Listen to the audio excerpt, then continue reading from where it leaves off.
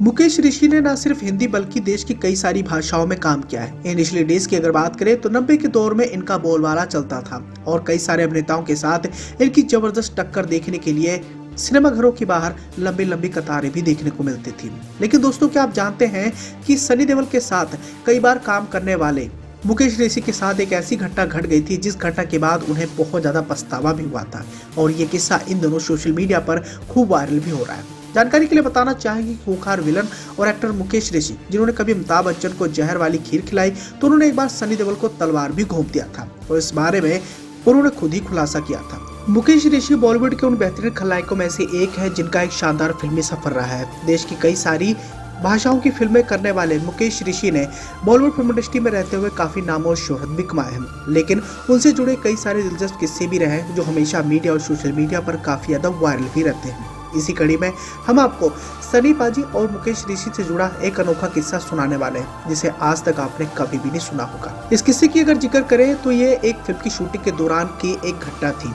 और ये फिल्म थी घातक, जिस फिल्म के विलन बने थे मुकेश ऋषि।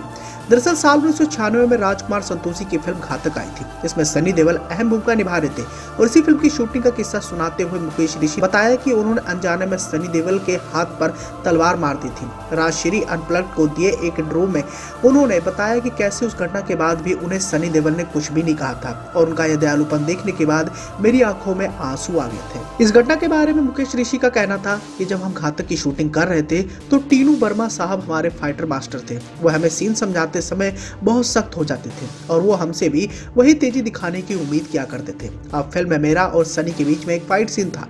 लड़ाई के लिए हम दोनों को भारी भरकम तलवारें दी गई, लेकिन सीन के दौरान मुझसे गलती हो गई और मैंने उनके हाथ पर तलवार मार दी। सीन के तुरंत बाद लंच ब्रेक हो गया और मैं टेंशन में आ गया, क्योंकि जब आप एक दूसरे पर भरोसा करते हैं तो आप इस तरह के स्टंट करते हैं। मुकेश ऋषि आगे कहते हैं कि वो फोकस हटने के बाद खुद को मार रहे थे और सनी देओल ये बात जानते थे। उन्होंने मुकेश को शांत कराने के लिए एक व्यक्ति को उनके पास भेजा था।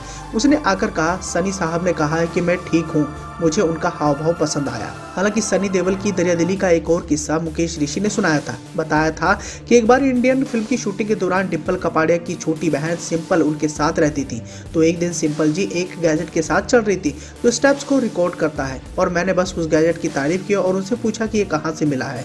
अगली बार जब मैं सेट पर गया तो सनी देओल ने पहले से मेरे लिए वो गैजेट खरीद कर एक तरफ रख दिया था। इसके साथ अगर बात करें सनी देओल और मुकेश ऋषि की, तो इन दोनों की जोड़ी बॉलीवुड की तमाम बड़ी फिल्मों में बतौर खलनायक नजर आ चुकी है, जिनमें घातक, अर्जुन पंडित, जालदा ट्रैप, इंडियन, खुदा कसम, कई सारी शानदार फिल्में शामिल हैं। और यहाँ पर मुकेश ऋषि और सनी देओल के बीच में भिड़ंत को देखने के बाद हर कोई इन दोनों अभिनेताओं की तारीफें करता नहीं थक रहा था। यही बड़ी वजह है कि सनी देओल के हमेशा से ही फेवरेट विलन्स में से एक मुकेश ऋषि का भी नाम आता है, जिनके साथ उन्होंने दर्जनों बार फिल्मों में काम किया और ऑन स्क्रीन इन दोनों की जोड़ी को भी दर्शकों ने खूब पसंद भी किया है।